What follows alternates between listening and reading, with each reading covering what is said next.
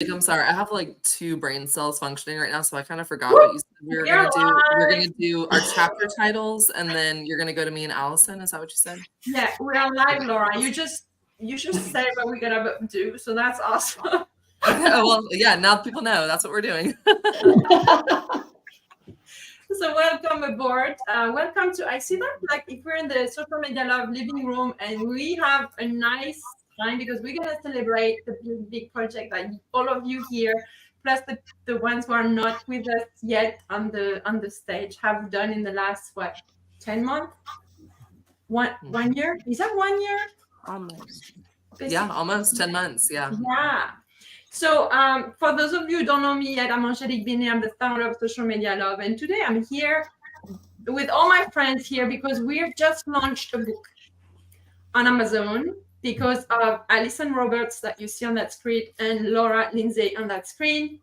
So basically, we want you to get the book for sure. But it's because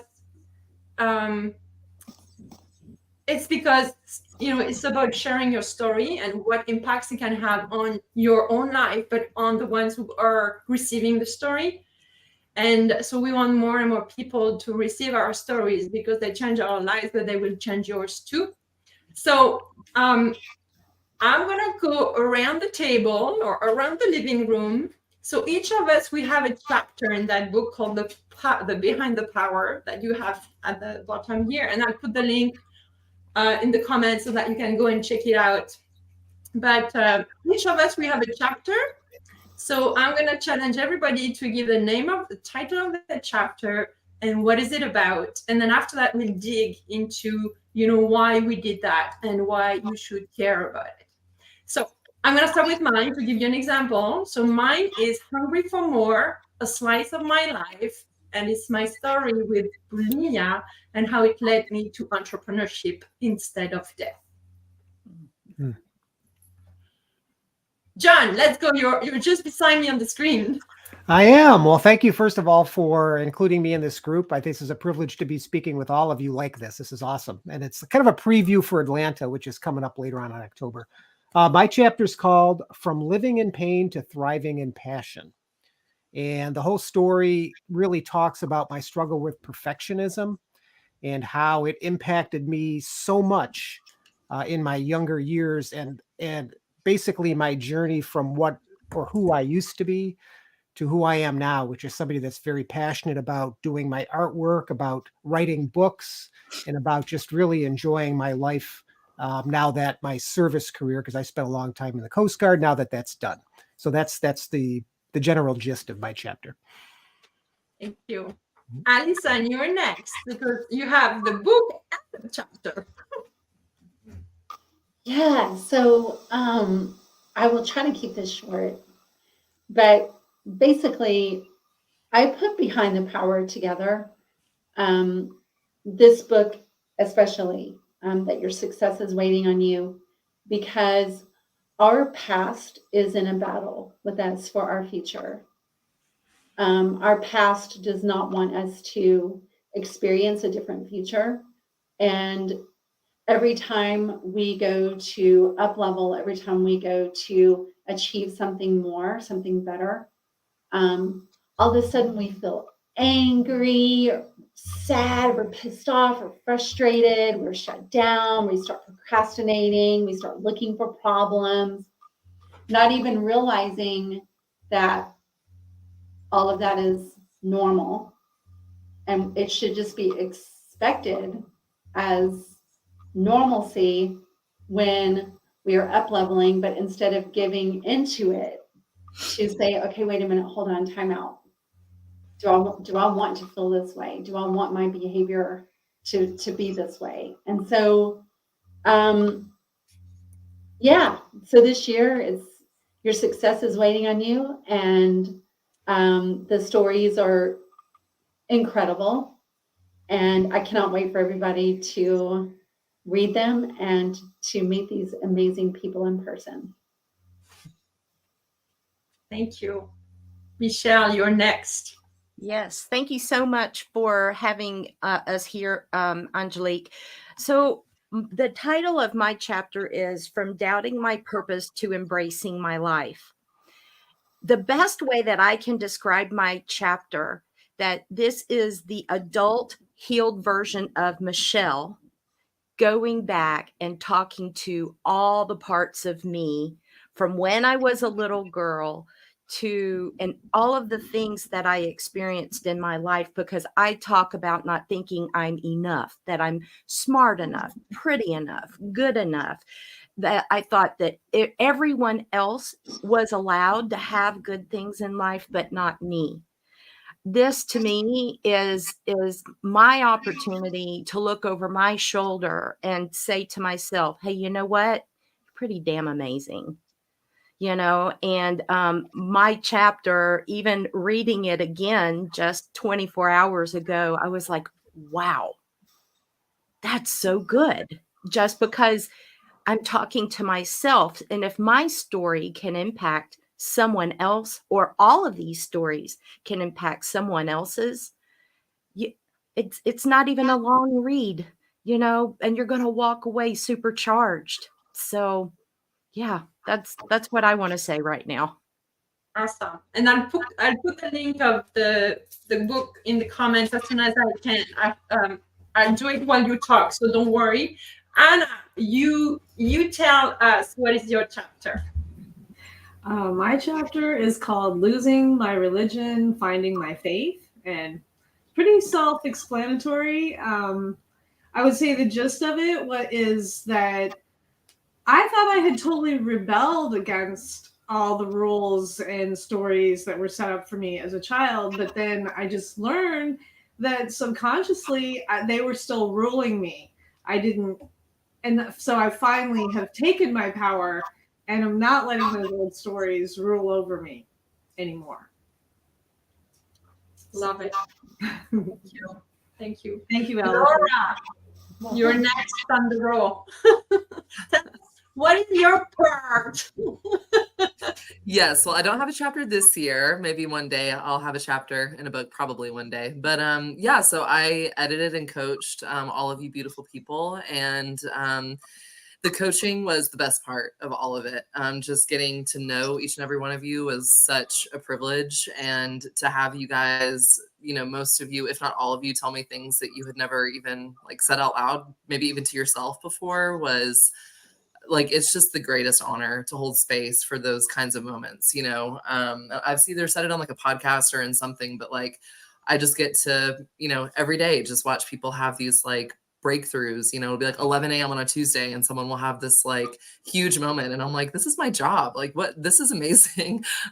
So yeah, the coaching was my absolute favorite, and just watching all of your stories evolve from these very loose, rough drafts and not really knowing where we were going to just incredibly beautiful chapters. And like Michelle said, they are all really easy to read, but they pack a punch. Each and every one of them packs a punch. So you are getting a lot out of just 10 pages. And yeah, the editing, was also great, but the coaching is my favorite. So yeah, I'm just incredibly, incredibly proud of each and every one of you, and the people that aren't on this stream. Obviously, that goes without saying, that all of the authors in this book, I mean, for it being the last Behind the Power installment for the time being, I really wanted to go out with a bang and just pour all of my love and attention into it, and I think we all accomplished something really great. So I'm incredibly happy for all of us.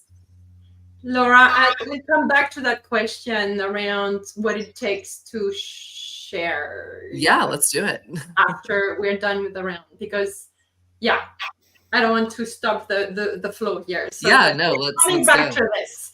Jennifer, what is your title?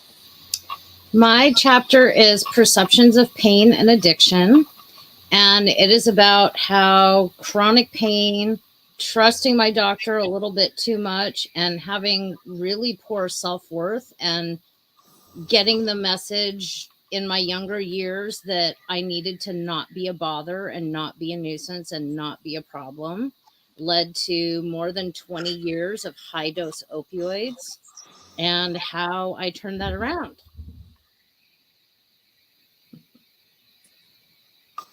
Thank you, Jennifer. I think we lost the end of your sentence, but I think it's just a connection thing. Can you hear us okay? Yeah, you're back. Yeah, okay. Thank you. Karen, your turn. What is your chapter? Hello, everybody, and thank you, Angelique, for having us. My chapter is From Approval Seeking to Authentic Living. And really, you know, at the beginning of this, I had no idea that I had experienced trauma in my life. And so I found that out. And so it's really all about releasing my past and moving forward and noticing my visibility of my vulnerable side and how important it is to be vulnerable and to share that, to help others, but really, you know, help myself first. Because if we don't help ourselves first, we cannot help each other. We really can't. So coming out of hiding and people pleasing and, you know, all of these things that I have never shared before, never before this past year with all of you. So that's a testament to this group. So that's a good segue with Alison. I'd like to hear you because you are a coach. You're the one behind the book. Can you share with us, and maybe for the one who are listening, you know, what is the relationship between most of us are in the business world, building a business or have a business or want a business, to share like something that you feel so uncomfortable sharing because it shaped who you became? And what does that do to our inner development as a human being? Yeah. So, you know, when I first started self-employment 20 years ago, I had so many sabotaging behaviors, not only for myself, but for just the structure of my business. And, you know, my accountant, for instance, would say, like, okay, Allison, you know, it's October, January is right around the corner. Get all your stuff together so that we're not waiting until April to file your taxes. And I was always the last person to turn my paperwork into her March the 31st. And I had all of these reasons that I believed, you know, too busy, single mom, too much going on. You know, she wasn't that busy anyway. She could deal with me. Like, she was amazing. She was a genius. Like, she would, you know, she could handle me. And that's just one little tiny sliver of the business pie. And so, you know, I was exhausted, and one of my clients gave me a ticket. It's one of the best things ever happened for my entire career, to go and be with Lisa Nichols in San Diego, California, for 3 days. And while I was with Lisa, I discovered that I was being very performative. You know, she was asking like some very deep questions, like, you know, what's going on in your business, and I'm a cognitive behavioral expert. Like, you know, you would think that I'm supposed to know like what's going on with me, but I knew I could see it in everybody else, but I just couldn't see it in myself. And so I was being very performative for her. It was Lisa Nichols. I mean, you know, I couldn't tell her that, you know, that I procrastinated. I couldn't tell her that I was, you know, a self-sabotager and all that. It's Lisa Nichols. So she pulled me aside the last day that we were all together. She pulled a few of us aside, a lot of us aside, and not just me by myself. And she said, here's the group that that doesn't want me to see their shit. Like, she's saying this to 600 other people in the room. And she's like, these people right here, they're afraid to look at themselves. And at first I was really angry. I mean, really mad. But on the ride home on the plane, I was like, God, she's so right. I was willing to look at myself in my personal life, but not in my business. My business had to be perfect. I had to perform in my business. I had to show up a certain way in my business. And so 2 weeks later, I went to a Hay House event, and it was in that event that Carolyn Mace was there, and she's like, okay, everybody take out some paper. I didn't have any paper. This guy next to me handed me like his lunch napkins and a pen. And she was like, I want you to write down the thing that you've never, ever told anybody in your entire life. And I just remember sitting there and I was like, nope, I'm not writing this down.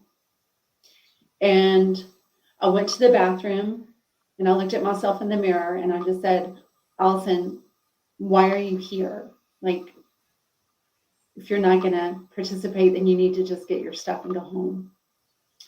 So I walked back in there and I sat down and I wrote on the napkin, my mother sexually abused me. I had never told anyone. I'd never even wanted to really put that out into the world. But what that did for me is it made me very real.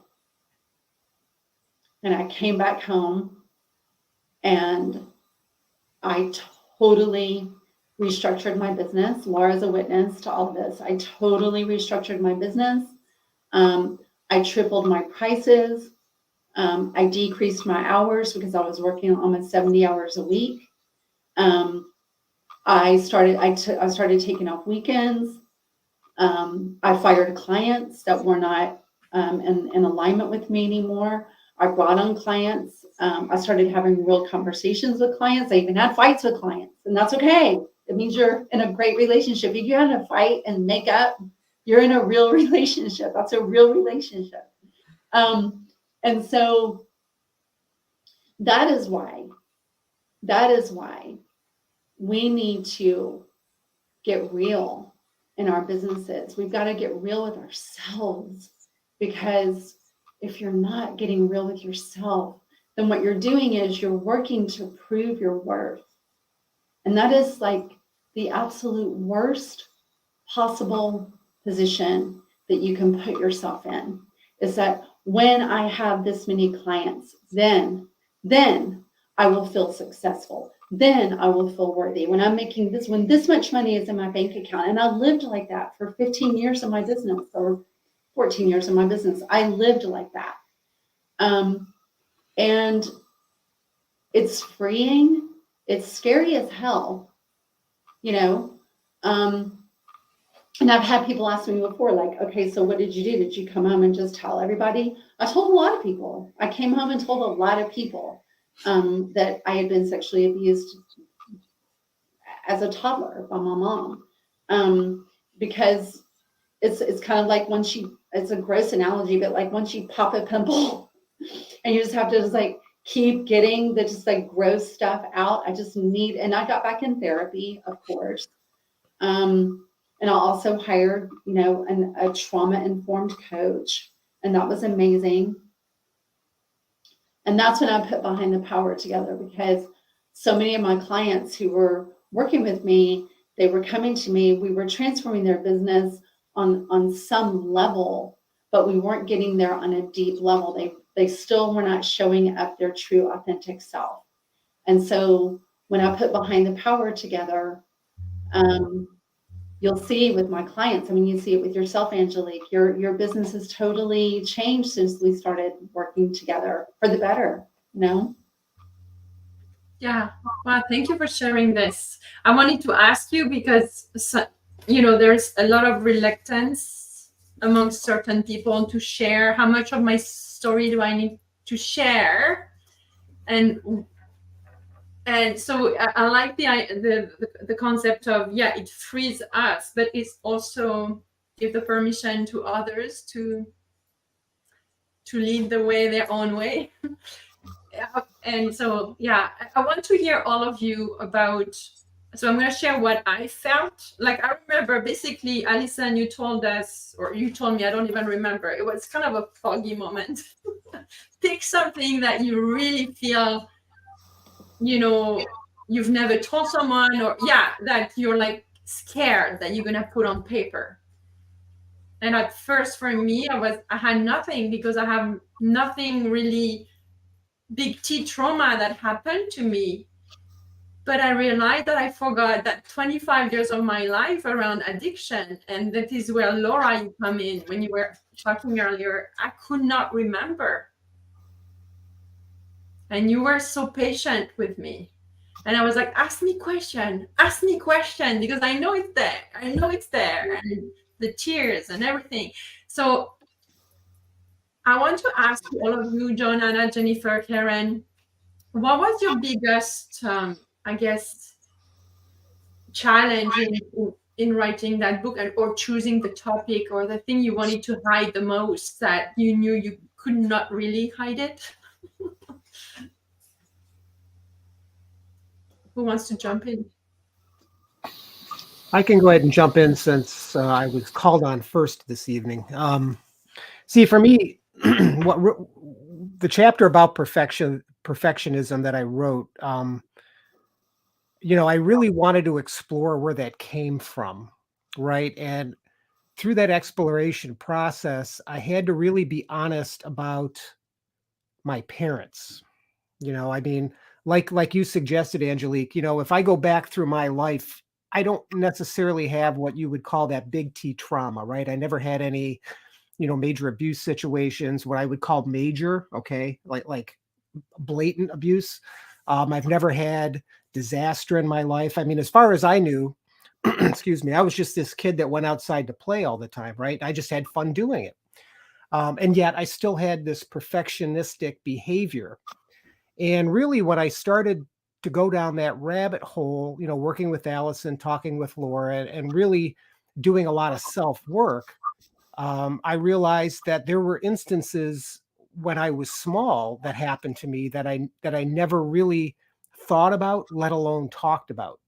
And really, the big thing for me, and you'll read about it, in the book, what I think really started me down this road of perfectionism was what I call the belt.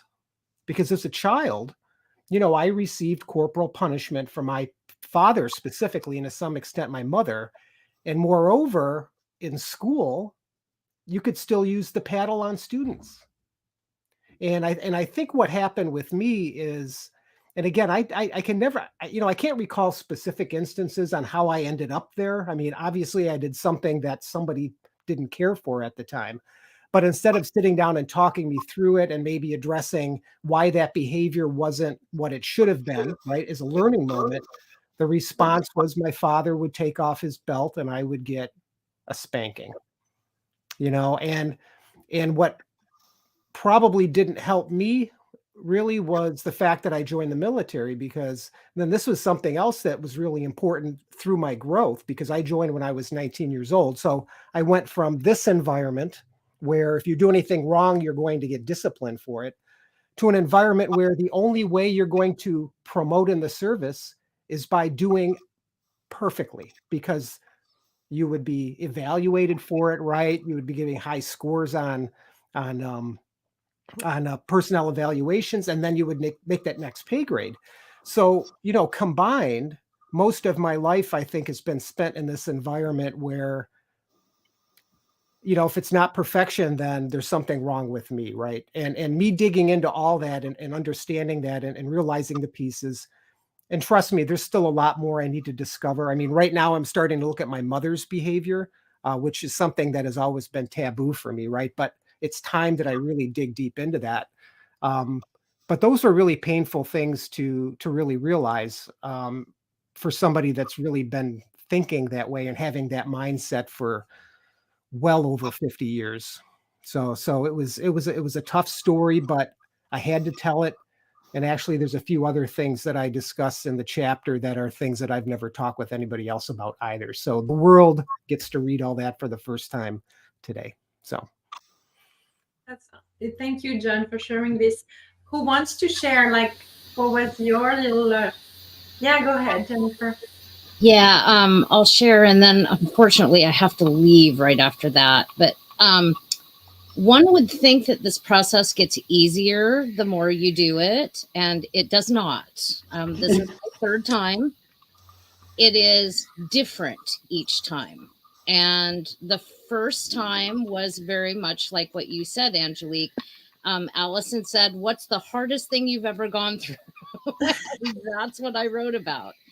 The next year, it was something that I didn't even realize was hard.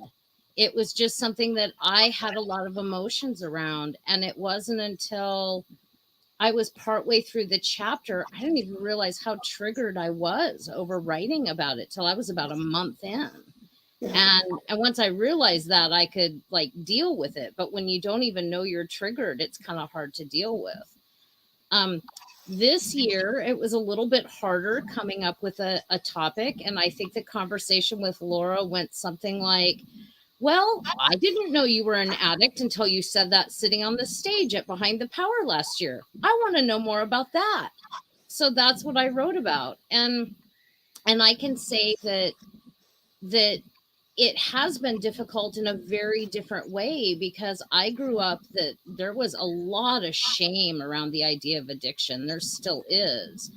And so much so that I didn't even realize I was an addict until years after I stopped taking the prescriptions, because I was so resistant to that idea. I think the first year I had a lot of what are other people going to think, and what are they going to think of my parents, and that's the one thing that I can say definitely gets easier. Now I'm like, I don't care. I don't care what people think. This is my story, and I'm telling my story. And there's a way to tell that from your perspective, that this is my story, that doesn't lay the blame at other people's feet. And if anybody reads that into it, that's their problem, not mine. And so that's been my process. And I can honestly say I am going to miss this. I'm going to miss this a lot. And I hope I can find a way to work with the groups going forward, because I just enjoy the process so much. And it's wonderful to see everybody grow. Like, it's just amazing to watch that.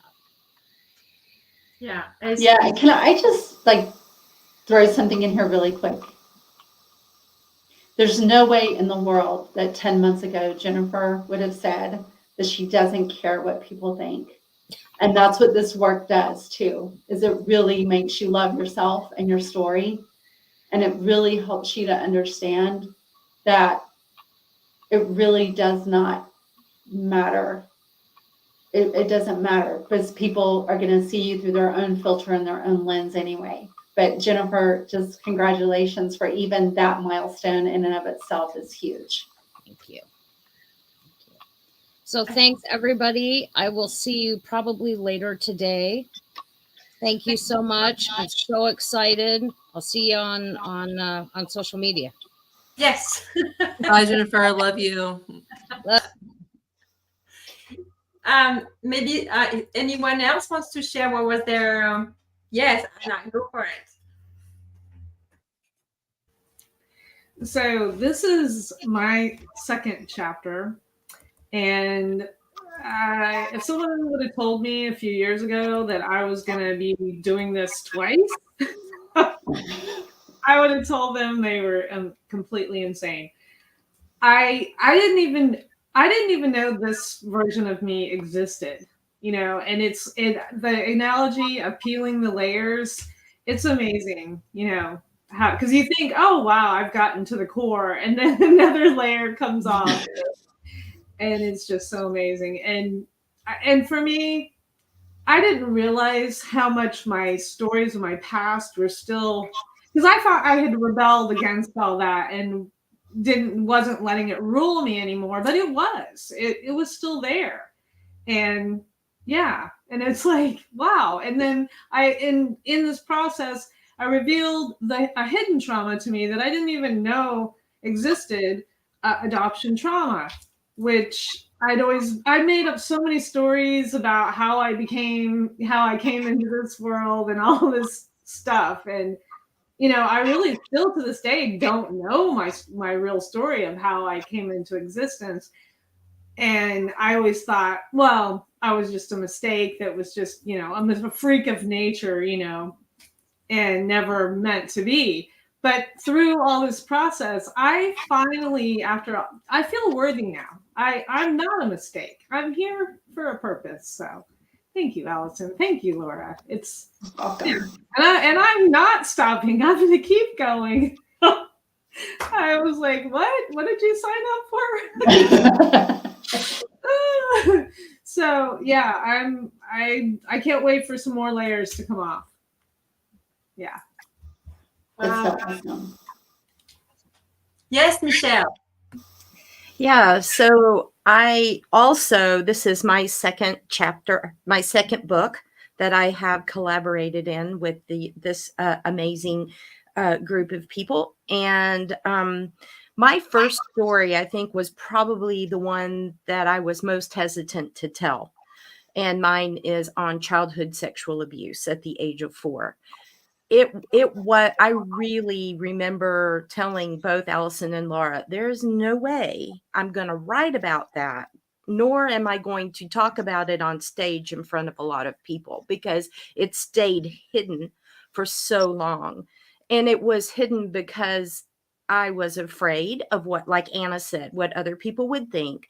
I was trying to protect myself, and I thought not talking about it and just kind of holding it within me was the way to protect myself. But what I found is that it compounded. The problems began to compound, and it got bigger and bigger and bigger, and until it was out of control as far as my self-worth and not loving myself. And so it was something that it wasn't until I began working with Allison in 2020 that I realized I kind of started backwards. So when I decided to go back to school to become a life coach, I started with my health first. I thought if I exercise and I get healthy and I take good care of myself, that will solve my problems, So it didn't.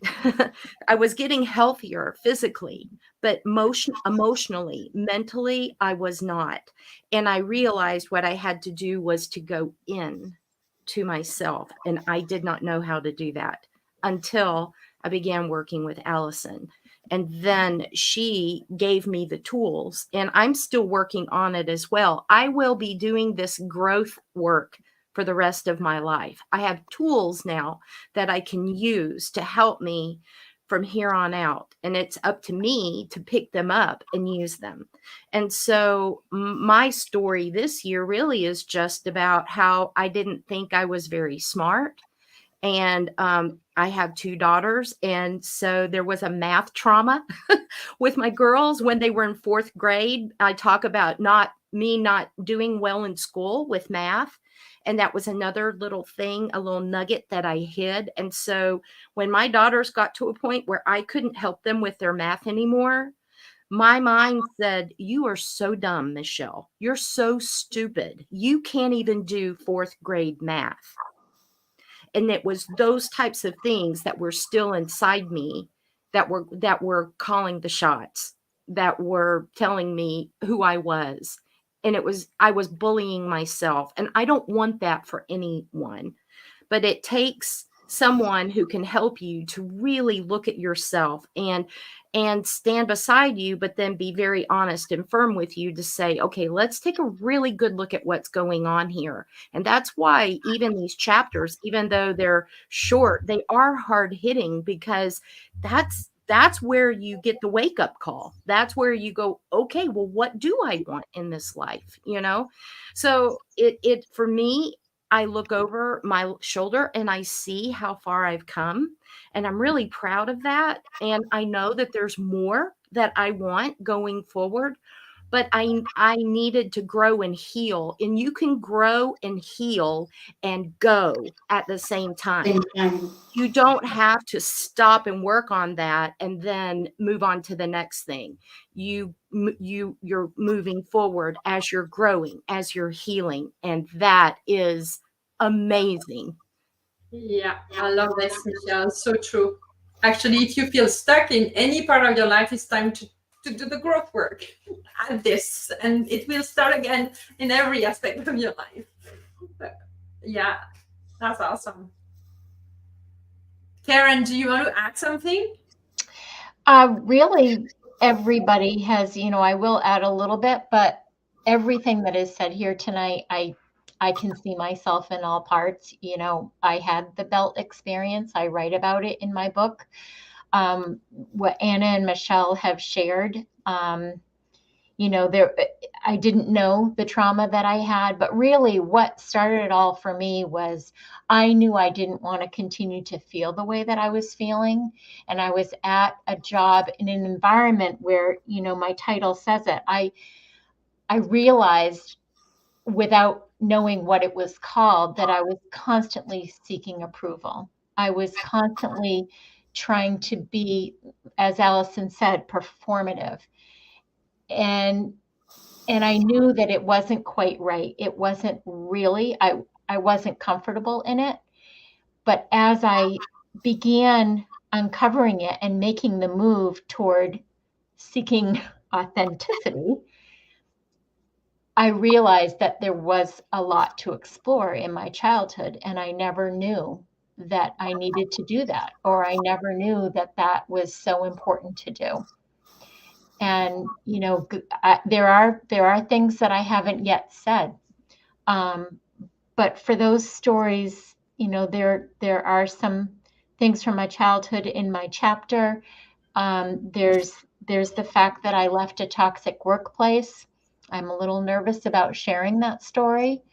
And there's some other things in the chapter that it's really exploring these things for the very first time.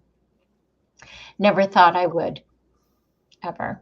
And hopefully it will help other people. That's, I think all of our stories will.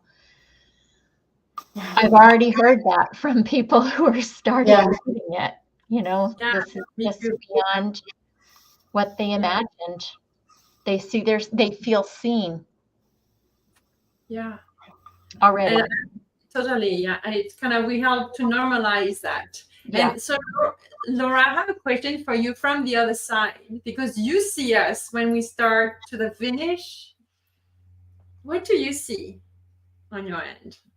Oh, so much of my process is just asking a lot of questions and holding space for the answers. And it's a lot of listening. I pick up intuitively, writing is such an intuitive process. It truly is. And you have to follow your gut in so many moments because it is a never ending process, excuse me, of pouring pieces of yourself out for everyone to see, right? So it's terrifying and it's also really empowering. And I just try to pick up on what do you all keep repeating to me and kind of brushing off, right? Like, what do you keep kind of coming back to over and over and over again, but then saying like, but we can talk about that another time, or that doesn't really connect here, or I don't really see how this all ties in, and people laugh at me, but I picture my brain like a train station, and I'll just get these like trains that come in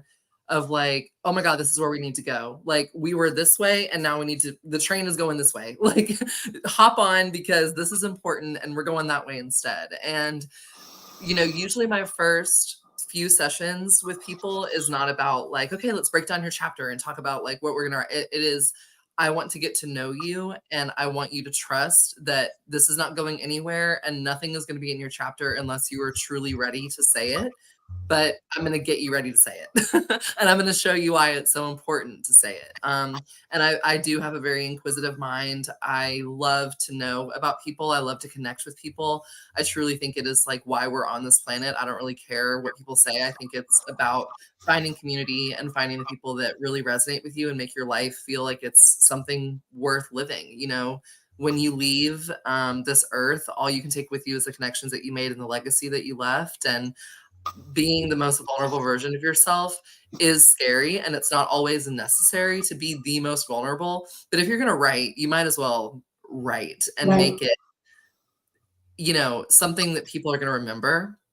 And like Karen said, something that people are going to truly get something out of that feels life-changing. Even if it's just 10 pages, it might be the first time they've read something where they're like, this person can get me and this person isn't going to judge me or think that I'm awful or, you know, whatever it might be, that I'm helpless or whatever you're feeling, you are not alone. Every person on this planet has felt what you are feeling. It may not be your exact situation, but we can all find common threads of, you know, in this human existence. And for your business, you know, people always ask me like, well, I don't want to like exploit my trauma for my business. And that's really not what it's about. There are things that I tell people we don't need to go into and that's unnecessary to dive into, because it's not about exploiting your trauma.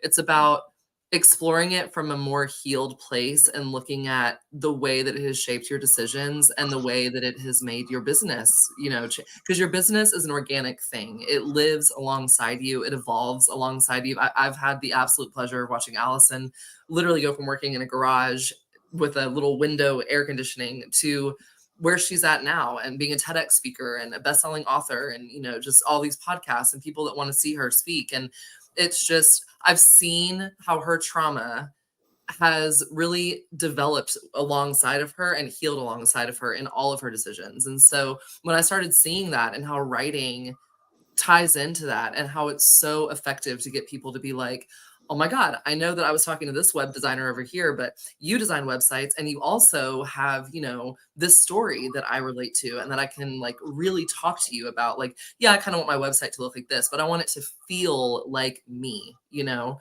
And if people feel like they can really truly show themselves to you, you're going to excel in so many areas of life because there's a lot of noise. And so authenticity rings very, very loud around a lot of fake stuff that really doesn't matter at the end of the day. So that was a lot of of stuff, but for my side, that's truly what I see, is that it is such an effective way to really revolutionize the way that people see you and the way that you see yourself. So Yeah, and you're so good at it. Thank you, thank you, thank you. it truly makes me so happy. So I'm glad that I do it well.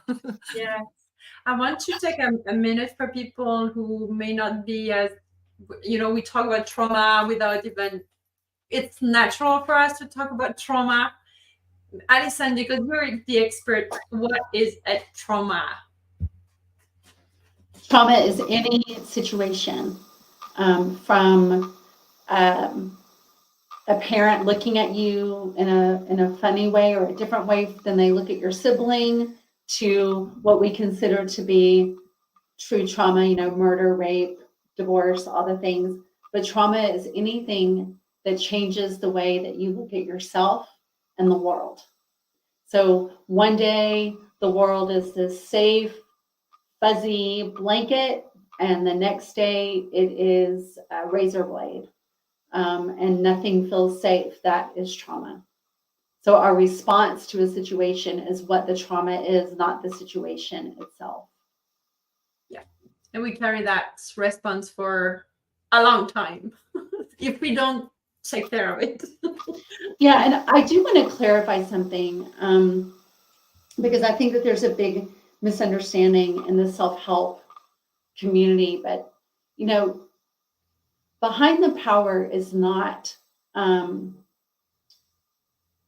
where it may have been a little, you know, trauma bonding before, when we first started the process. I feel like there was trauma bonding going on because people just felt seen and heard for the very first time ever in their lives. And so it's just like, oh my God, you know, we're like the closest of close now because we all share this like experience together. And as you know, as I've worked on myself and my business, I brought Laura in, brought some other, you know, behind the scenes team that people never meet in. And, you know, what we discovered is that sharing your trauma from a healed place is where we want to be, not from a healing place, but from a healed place. And that is why we started in December last year, getting ready for this book, is because we wanted to go through the healing process December, January, February, like into March, and then be empowered April, May, June, July, as you're writing from an empowered place. And so I just want to say that, if people they want the book, they're like, oh, I don't want to be depressed or they're thinking about coming to Behind the Power, but they're like, I don't want to cry the whole time. It's not that anymore. It's very like, we are great now. We went through this thing and we're still great. And this is how we're going to help you go through whatever it is that you're going through. Here are the steps that you can take to also be great. So I just want to throw that in there. Yeah. So talking about Behind the Power, the book versus the event, how do people who are discovering us so the first step is to get to Amazon today, right? We have a challenge, right? We have 48 hours to hit some stuff, right? I'm not a competitive person, but I know you guys we're all excited about it. So tell us, what is the deal around Amazon and then the event? Like, how can we get involved at different stage? Yeah, I mean, I'll speak to that. So it's not necessarily, I mean, it's a competition with ourselves really to see how high the book can rank. But no, the numbers really don't matter. At the end of the day, it's about people getting something out of the book. And yes, they can grab a copy on Amazon right now for 99 cents. It'll be increasing later this week, not to like anything crazy, but it does go up in price. And I'll let Allison speak about how different the event is because I do have to get going. But yes, please buy the book. Please, the best way to support is to share on social media, leave a review. If you've been gifted a copy, all you have to do is just say that you've been gifted a copy and you can leave a review for us. And yeah, that's really it. I agree. I don't think the numbers are too big of a deal, but it is exciting to see, breaking some charts and stuff like that. So yeah, but I'm going to hop off. I love all of you. Thank you so much for having me. This was amazing. And I will see all of you soon. Thank you, Laura. Bye. Okay, so Alison, do you want to kind of explain if you get your Amazon book today? I think there is another version of the book coming up too. Yes. So right now, it's the Kindle version of the book. You don't have to have a Kindle to read it. It'll work on any device. So it's 99 cents. The price goes up to $5.99 tomorrow for the Kindle version. And then the paper book version comes out at Behind the Power at the event during our welcoming mocktail reception, whatever your choice is. We're going to do, all the authors are going to be there. They're going to sign the book. Everybody that's coming to Behind the Power is going to be gifted a signed copy of the book. And I do want to say that a local bookstore chose Spiritual Journey, which is my autobiography, for their book club. But she called me today and they're doing our Behind the Power book last year in their book club in November. So 25 people are in that book club. So they're going to be, so one store is doing the autobiography, another store is doing Behind the Power. So it's, your books don't make it into a book club unless they're good.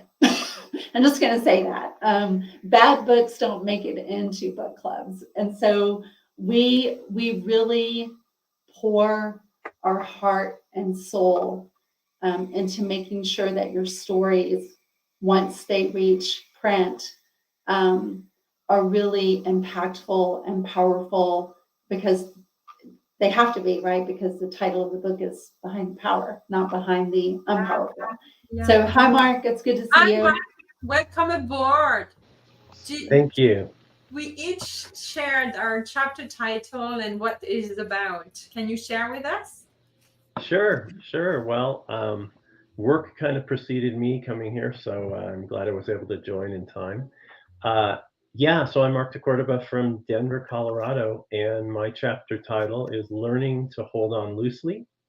And it's essentially a little bit of a biography, a little early childhood and stuff, but just kind of leading to a pivotal event in my life, which was my marriage to my wife, Diana.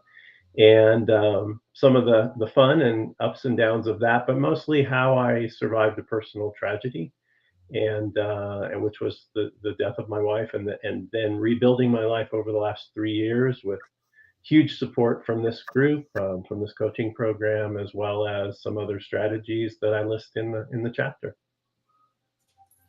Thank you so much. And so we would love to hear you around. We just went around some question around what was the most challenging part for you in terms of, you know, I told earlier that Alison asked us to put ourselves almost naked, and so that we can really feel vulnerable. So that it helps us in our projects, but also people are going to be reading the book. For you, what was the kind of the moment where you're like, do I really want to do this? Yeah, I'd say there were two things, and they're probably very obvious to a lot of our other authors here. One was really revealing my inner mind during the process I described. So, having to go back and think, what were those feelings? What were those frustrations? Where did I feel powerless, helpless, unable to cope, and being able to admit that I was in those situations? So that unhiding. And I think the second part was, just some trepidation about who might be reading this. What are they going to think, particularly if they know me, if they're family?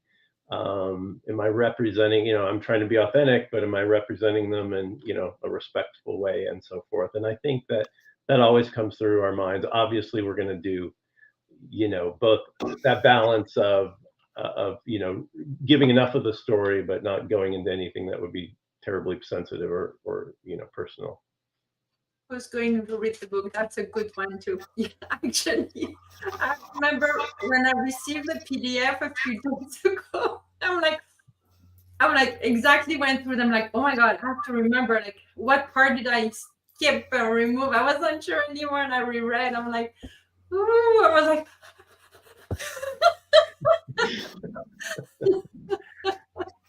Yep. Pouring sweat. Yeah. The final question I have, and then after that I'll let you close everything with your final words. How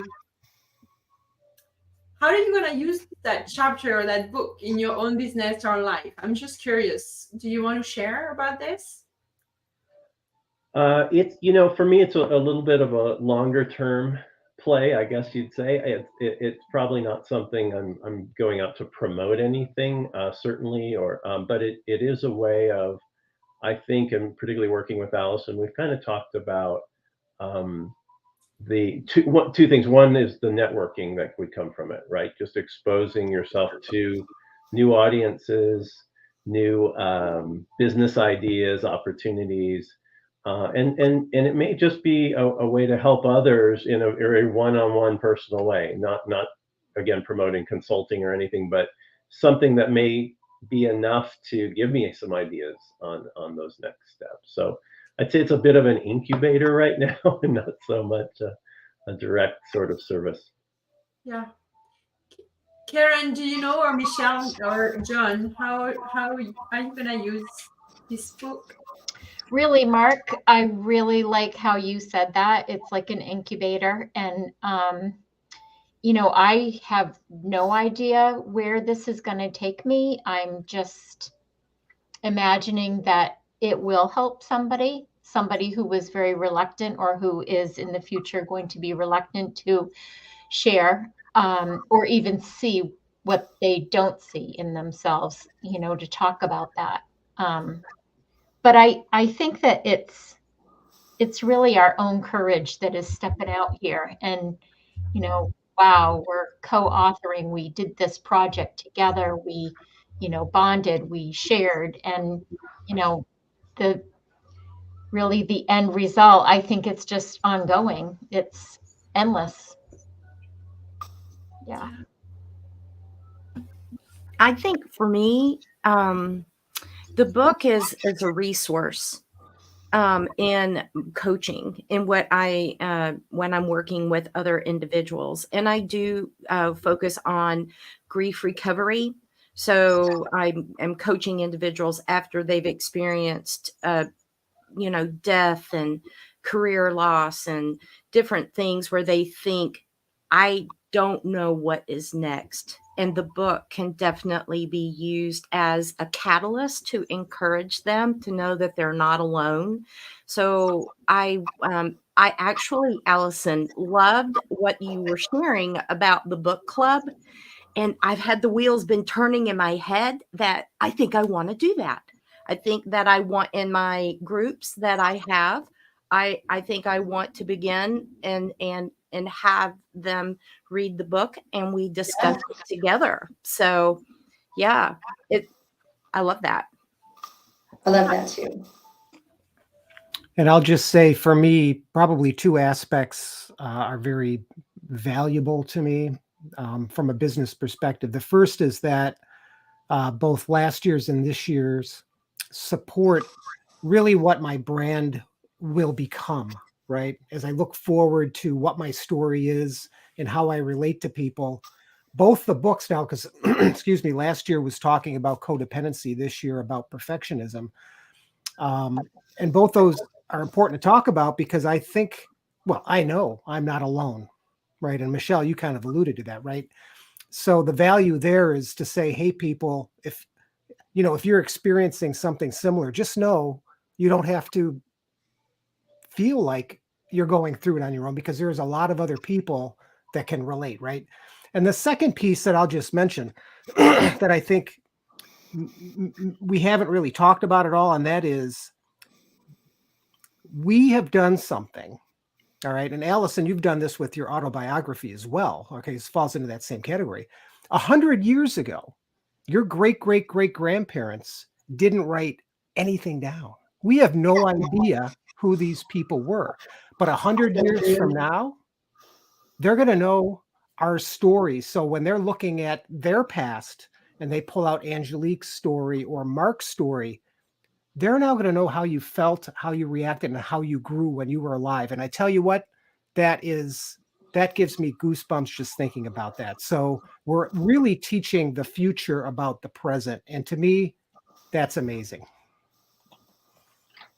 It's so true. I mean, I was thinking the other day that I don't know anything about my dad or my father, my biological father, nothing. Because they didn't keep journals. They didn't, I know how they live their lives, but I don't know them. Right. I don't know them. So Yeah. love that.